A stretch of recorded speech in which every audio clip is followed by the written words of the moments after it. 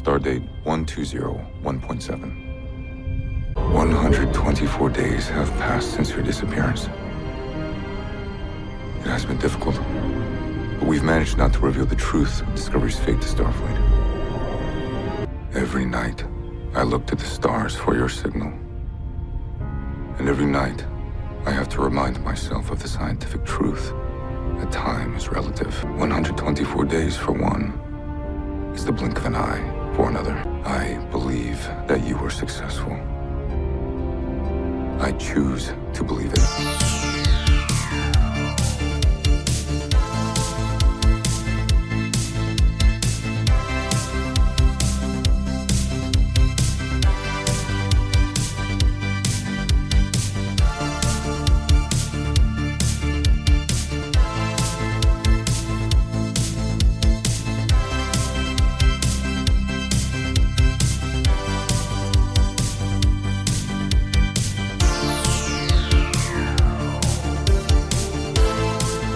Hi, everybody. Welcome to Deep Space Pride, a gay Star Trek podcast. My name is Mike. I'm one of your co-hosts, and with me is Johnson, my other co-host.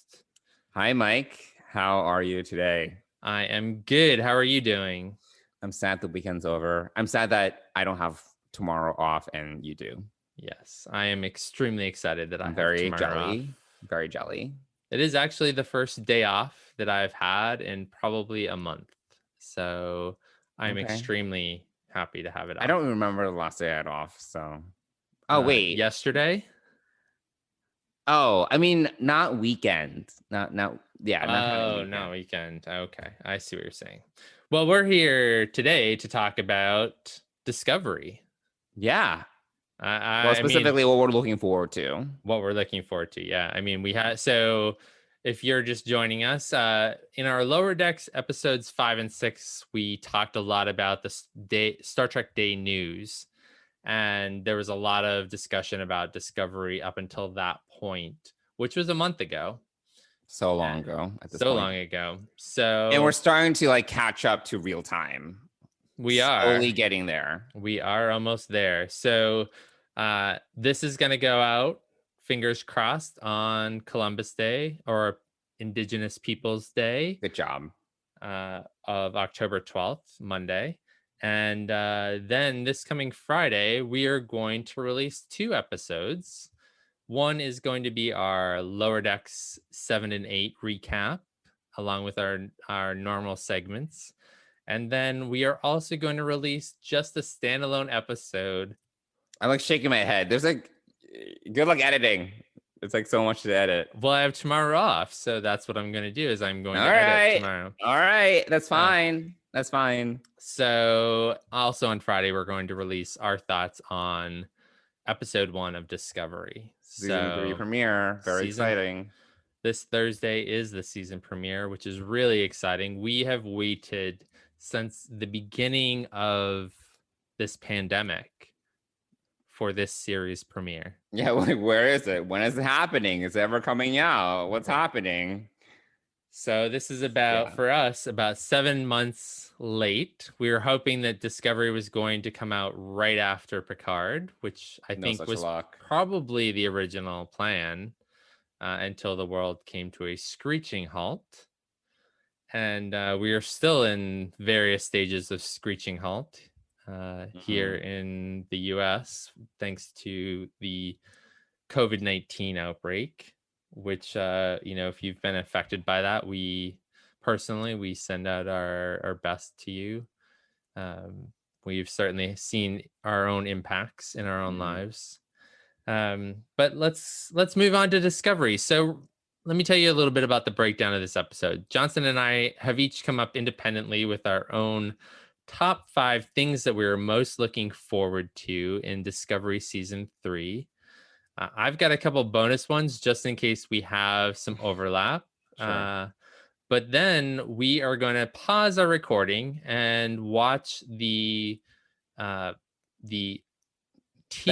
teaser that was released. That was released this past weekend for New York Comic Con. Yeah. So we have stayed spoiler free. We haven't watched it. We haven't even watched the panel or checked any real news on what was shared on the panel.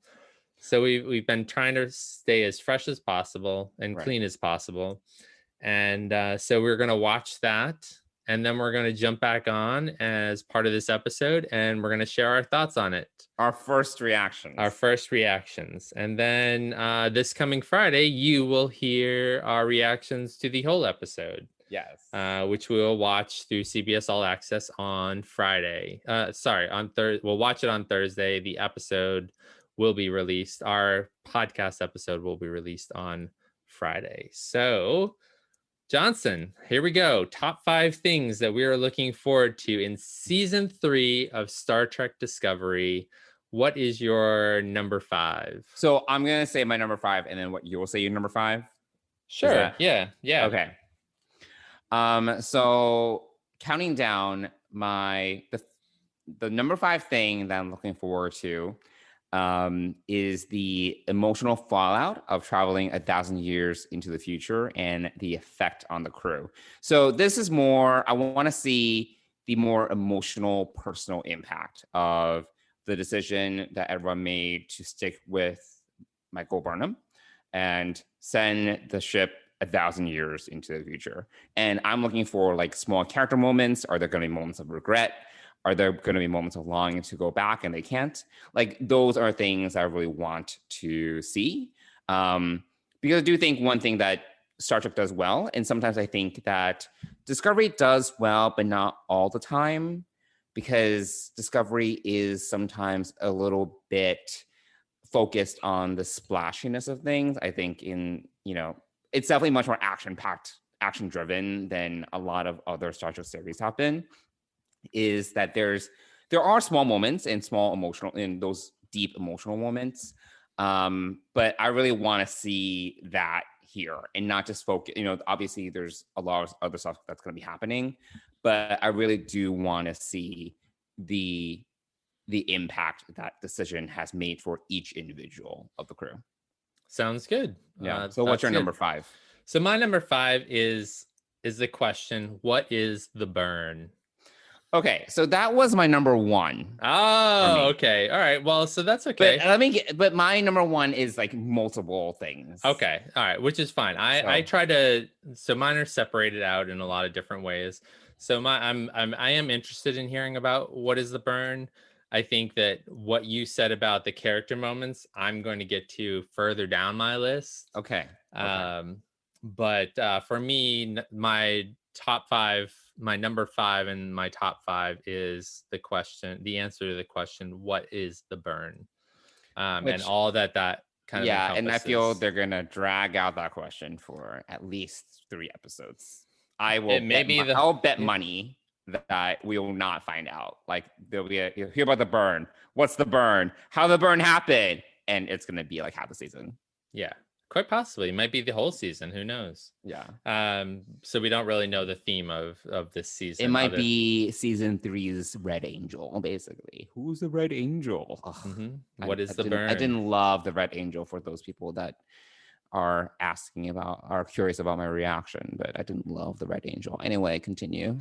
So why don't you give your number 4? Why don't you give your number 4 and I'll give my number 4. Okay. So my number 4 is, are we going to get a new Discovery theme with the new logo? Are we going to get new opening credits? That is not on my list at all. Well, this is why we're different people. I understand. We are. So, Mike, I love the music of Star Trek, and I am always up for a new theme. I think that they're not going to change the theme song. You think they're going to change the theme music?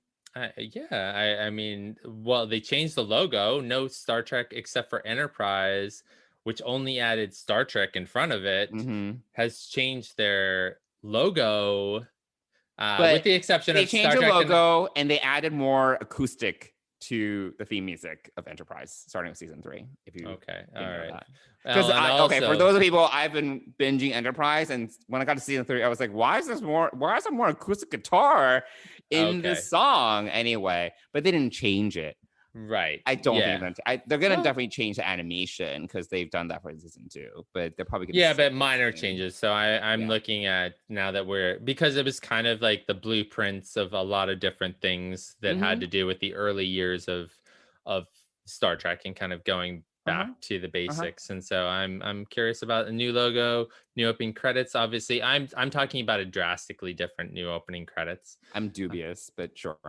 I just get excited about that stuff. So, that's my number 4. What is your number 4? So my number 4 is and this is something that we talked about before. I don't remember which episode it was because it's all blur, but basically our new non-cisgender binary cast members, Blue DeBario and Ian Alexander. So that's number 4 on my list. That was my number 3. Okay. All right. So close. Yeah, so close. Yeah. But that's my number 4. Yeah. So I'm not going to get into it because we've already talked about that at length. Right. We have. Yeah. But, so that was my number 3 was I'm excited to meet Adira and Gray, which are their names. I don't think we meet them until the 3rd and 4th episodes from what I've read, but I'm excited to see the non-binary and trans characters explored. Yes. And I'm also, as we've said in previous podcasts, that I'm excited that they are being played by non-binary and trans people, actors. So that's exciting. What is your number 3?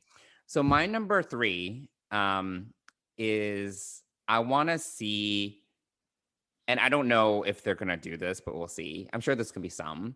But now that we're 1,000 years in the future and all the series that we've seen other than Enterprise are in the past, I want to see throwbacks to those series. So those will be Easter eggs. Those will be the inclusion of species we haven't seen in a while. We know the Trill is going to be, and I don't know at what point the Trill were discovered by the Federation or joined the Federation. We don't know that information, but are the Trill a new species to our crew? The Lorians, which is Morn species, they make a brief appearance in the first teaser. So they're probably new, so these new species, quote, for the Discovery crew, that is not new for us. But then will there be other throwbacks, to the Dominion, the Borg, like basically things that Discovery is completely new to the Discovery crew, but for us, it's like, yes, that's a good callback or whatever.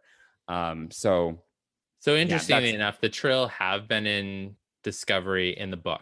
Standing, it involved Emery Dax. So that's right, you mentioned this. Yeah. Right. So, and they also at that point in history didn't know about that the Trill were a joined species. Okay. So we'll see. So they are part of the Federation. So all right, what was your number 2?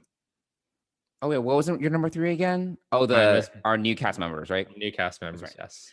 So my number 2, and this is, I don't know if we're going to get this, but I really want more time. So we're going to get these new cast members, obviously, not only just Blue and Ian, but, we have Book, that new character, and the cat.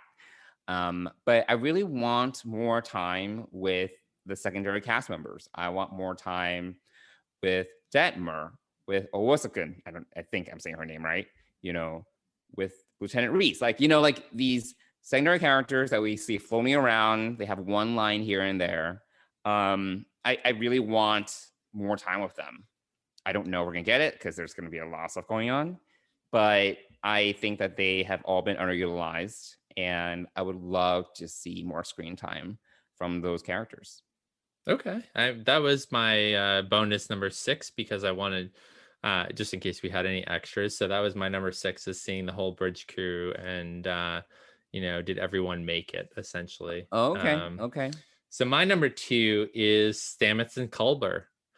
I'm excited to see where their relationship is at this point, and how it grows. Okay.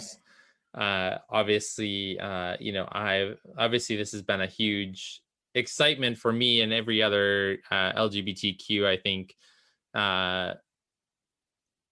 fan is having a gay couple, interracial couple in Star Trek. So I'm excited to see what they're up to. Obviously, at the end of season 2, we almost lost Culber. He was going to transfer to the Enterprise. He ended up not. Stamets was injured as they were trying to get the Red Angel suit to the docking bay for Burnham to take out. And so Stamets is in some sort of medical condition. Culber is there by his side, taking care of him. And so I'm excited to see where they're at. Obviously, their relationship was pretty rocky in season 2. Obviously, I mean, Culber died, was brought back from the mycelial. Sorry. Yes. See, I need to rewatch the finale. It's been so long. I definitely need to rewatch season 2. Season 2. I think that's going to be some Wednesday night viewing for me. Is the finale again, and so I'm excited to see where they're at. Obviously, Culber was about to leave the ship and end his relationship with Stamets. Stamets tried to convince him to stay, or say, let's stay together. I'm going to ask for a transfer to a space station or a planet, something different, not be out in space. So I'm excited to see where they are at. One thing I do not want to see again, I do not need to see Culber's Armani suit or whatever. Like, do you remember in season 2? So you not remember, like, so after Culber was resurrected, essentially, he basically quote unquote resigned from his role, his position. So he didn't wear the Starfleet uniform. He wore like an Armani suit. He was like he was like a GQ photo shoot. Oh, do you not remember this? I don't remember this. No, it was like an all black suit, black t-shirt, black jacket, blazer, black pants. I was like, this is weird. All right, you know what? You got to rewatch all of season 2 because it really bothered me, and I was like, this is weird.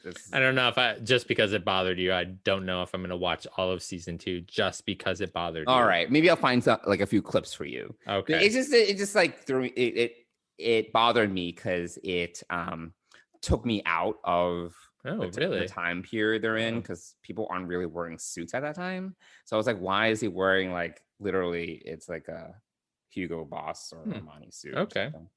Anyway. All right. Well, so I don't need to see that again. Clearly you're disturbed by that, but the promotional images would say that he is now in a blue uniform a lot, like doing almost in a blue away mission type That's setup. Fine. So that's fine. I don't think we're gonna see that.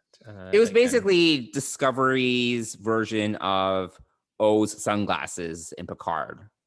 You remember O's sunglasses, right? It's like like, hello, Warrior Parker sunglasses. Like, you know, like it was just like so random. Like, I gotcha. I mean, yes, her glasses do stick out for me much more than this suit that Hugh Culber wore. So that's interesting. Anyway. Okay. All right, so what? Sorry. What were you just gonna say? No. I was gonna say let's move on to number 1. Yeah. So what is your number 1? My number 1 is who's gonna be captain. Oh, that's not even on my list. How can that not be? So we've seen enough images through the promotional. Obviously, we haven't watched the beginning of the show yet, but through the promotional, where we've seen Saru in the command chair with a new badge on. We've seen Sonequa Martin Green standing in the center of the bridge, wearing her uniform. So who's going to be captain? That is the question. I don't really care. Like, it's not on my list because I don't really care who the captain's going to be. Really? Yeah. No, I'm looking forward to this because I think one of the things that is interesting to me is the dynamic between them, and it's grown and it's changed throughout the series. And there's always been the seed there. I mean, obviously through the first season, there was a seed of competition between the two of them. Yeah. And so they resolved that. They like kind of got over it. Sure, they did. But, so they got over it as Saru was about to die. And then he lived again. He lost his tendrils and ganglia, and he lived. So, this is a new Saru. This is a new, they've, from everything that we've heard, they've been separated for several months, up maybe even 9 months, I want to say. But we don't know. Again, we don't know. But so who's going to captain the Discovery? I mean, and more importantly, how's the Discovery going to get off that planet? Because it looks pretty crashed in the promo, which we talked about. Right. So, but that's my number one. Who's going to be captain of this show? All right. What is your number one? What are you most looking forward to? So my number one it's a big umbrella. So I already mentioned that the burn is part of it, but my number one is, what is the burn? What is the deal with the Federation right now? And generally, what is the current state of the galaxy? So it's a lot in there. But, I do think that the burn, like, those are all tied together. And obviously, us traveling 1,000 years in the future, like, what are the power dynamics of the alpha and beta quadrants, which is where most of the Federation is, but then beyond, right? Like, are other nemesis still around? Are the Borg still around? Like, I don't think we're gonna get into that, but the Klan Empire, like, are they still around? What's going on with them? Because those, like, socio-economical, political elements of Star Trek have always been interesting to me, and all those different power plays. So I'm just, I'm very curious about that. Okay, I mean, that's a worthy question. I don't know that it's, I don't know that we're going to know the answers, but I do. One of the things you did say earlier that I meant to jump in on is, like, what else are we going to see in the future? Like, what are the callbacks? And I think, since I'm in the middle of a Voyager rewatch, obviously there's a lot of little things that could tie into the future. Right.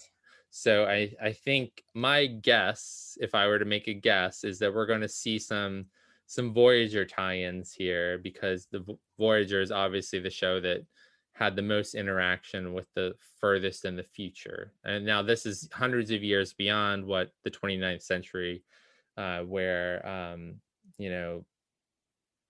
certain pieces of technology come from, including the Doctor's mobile emitter and other things. So, and hey, I'm rewatching Enterprise. Daniels, our friendly time traveler, is from the 31st century. So it's actually close to where this time period is. I do not think they're going to bring in Daniels, unfortunately, for better or for worse. But, like, it's interesting because there are some, like, things that Daniel says that I do not think are getting translated. Like, for example, there's this one throwaway line in Enterprise when Trip is asking Daniels about Earth and what Earth looks like if Earth is still around in the 31st century. And Daniels is, yeah, but not as you would know it. It's very, like, enigmatic, one throwaway line. Is that ever going to get reflected in what we see? Don't know. Yeah. So we have some instances where the future was kind of intimated at in various points between the 25th century and the 33rd century. Yeah. So we have, there's going to be some things, I think, that the writers of Star Trek Discovery are going to throw in there to tie us all into the Star Trek universe that we know. So that's exciting. So, well, there's a lot for us to look forward to. What else was on your list? Was there anything else on your list that we didn't cover? The only other thing that was on there was, who is Booker? I don't know if it's Book or Booker. Book. Okay, that was it. But yeah, that was. I just want to cuddle his cat. I don't know what to do with that image, first of all, and second of all, just hug it. It's so furry. Oh my god. I can't believe you're a cat person. I mean, I can be an animal person. I mean, I don't need to own them, but I'm like, if I saw a cat like that, like, I want to touch it, Okay. All right. Have it, own it. But okay. All right. I see. Okay. Well, there we go. So there's what we are looking most forward to. Now we're going to take a short break while we watch the first couple of minutes that was released at New York Comic-Con for the opening of season 3 of Discovery, and then we'll come back and give you our reactions in just a few minutes. Cool. Ready for warp, sir.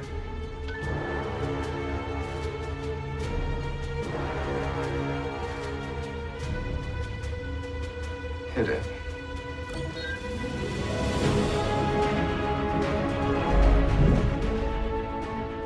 All right, so we've just watched the opening scene from Star Trek Discovery Season 3. Johnson, what did you think? Okay, so the title of the video was exhilarating. Was it exhilarating? I don't know if it's exhilarating. I thought it was busy. I do think that So this is obviously first reaction. Like literally, I finished watching it 30 seconds ago, and I'm just reacting. I do think that sometimes this was particularly my issue, and we've never had a Discovery discussion in depth, but one of the issues I had with the Discovery finale, season 2 finale, is that it was just too busy. Like there's too much happening on screen. And look, the effects, the CGI is amazing, but it's to the point where it's overwhelming and you're kind of just it doesn't really affect you because there's just so much stimulation, and half the battle is just trying to figure out what's happening. So in this particular clip, this opener, I didn't know which ship was Book's. Is he the one that looks like the jellyfish, or the one that kind of looks flat? I like, it told me, like, I still actually am not sure which ship he was in. If he was being chased, it sounds like he's being chased. I would say he was being chased, yes. But it took me a second to figure that out. Yeah, and there's just a lot happening, and there's this debris field, and at first I was like, is that the Discovery? Because it had that saucer look. Oh yeah, it did. You're right. Yeah. The double pin saucer. Yeah. But I don't think it was like. But I was just like, I don't know what's happening. There's a lot of action, which is fine, which is great. I did like the ship that Book is on, the interface, the touch interface was very cool. Yeah.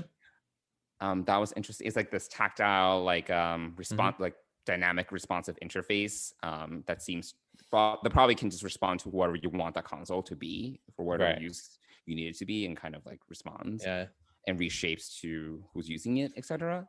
So I do think, one of the things that wasn't on my list, but I am interested about, is the technology of the future and how they're going to differentiate it from 21st century, 22nd century technology that we've already seen. Because we've already seen Discovery's 22nd century technology, which honestly is better than, unless we compare it to Picard, right? It's better than anything that we saw during the TNG, Voyager, DS9 era. So, so it's already kind of whack. But how are they going to differentiate further from, what we've already seen? So I'm interested in that. So there was some technology that was cool. But also remember the short where the Discovery's in orbit and it recovers this this guy. That's 1,000 years in the future. So it's 1,000 years in the future. It has an AI interface now. So at some point the Discovery does get upgraded. We don't know when that occurs in the sense of the timeline, because that's and it's like kind of a drift, like, the crew has abandoned it for whatever reason. Right? So so that's definitely one of the changes in technology, is that the AI is running the entire ship. But overall, I thought it's good. It's fine. I want to see more, I guess, for sure. It was just very busy. There was just a lot happening. Yeah, I agree. I'm interested. I'm curious about the alien ship that was doing the chasing, and on screen it was like a weird face and like I don't know. I don't know what to make of that alien that was chasing Book. So that's interesting. I definitely picked out the double saucer in the debris field. I agree. Like this is the I think that the effects department goes overboard. Unless there's a really clear explanation of why all that debris is in orbit, and maybe it has to do with the burn, who knows. But I think why couldn't we just be flying through some asteroids, which will all look the same, and we could kind of make out more about the ships that are there, rather than all this space junk that's kind of there in the way. I think it's a combination of how much is going on, but then also the way that the camera pans is very Battlestar Galactica, if you know what I'm talking about. Where absolutely. Zoom in, zoom out. It's very cinematic. Yeah. But when you add that to so much, because at least in Battlestar Galactica, it was somewhat like it was two less ships. busy. It was less busy, like, right? Like one ship chasing another, and you zoom in on the action. Here, there's just like so much happening that when you add the panning effects and the zoom in, zoom out effects on top of everything else that's on screen, it just gets a little bit overboard, I would say. Yeah, and I agree. I have to go back and watch the part of this scene where she impacts him, or that happened really quickly. I actually did rewind like quickly to that just to see what happened. Okay, I didn't. Bounced off his ship. She bounced, because at first I didn't know it was her. I didn't know it was her Red Angel suit. It was like kind of just a red flash, and that's it is the Red Angel suit. Yeah. I mean, yeah. So I thought that was like, how did she hit him so hard that it knocks him out of the sky too, or did he get hit by the ship that was following him as well to make him crash? I don't know. So that was and whether we get any glimpse of the Discovery or not, I don't think so. Yeah. So yeah, I mean, a definitely exciting entry point to this season, and we'll have to wait till Thursday to see how that scene plays out and go from there. Yeah. But it definitely builds the excitement. Obviously, we know Sonequa Martin Green made it to the future, and she does not die on impact. We can probably assume, right? And but she did impact Book, and that's how Book gets into this. And he's stolen something, so he's a bit of a thief. And that might be sentient or something, because he was because the alien was like, it belongs to me, and then Book was like, it belongs to itself or something. Right. Yep. So I don't know the exact line. I don't know. The first guess that comes to my mind is maybe a Trill symbiote. Maybe. So yeah, we'll have to see what happens on Thursday, and we'll be back here to share our thoughts with a special thoughts and feelings of episode 1 this coming Friday. So look for that standalone episode just on the first episode, which do we even know the name of the episode? That Hope Is You. That Hope Is You. So that's the first episode of season 3.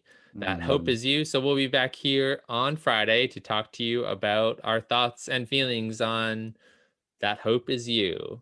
So thanks for joining us for this preview episode of Discovery Season 3. And we'll talk to you later this week. Bye, everyone.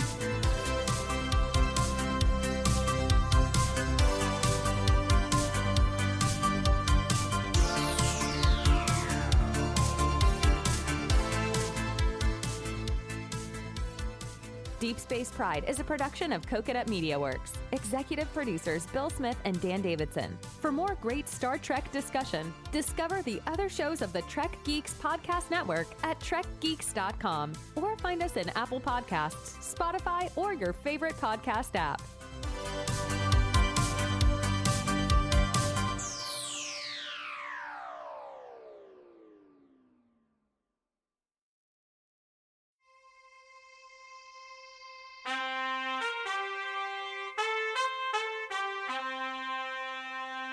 Coconut.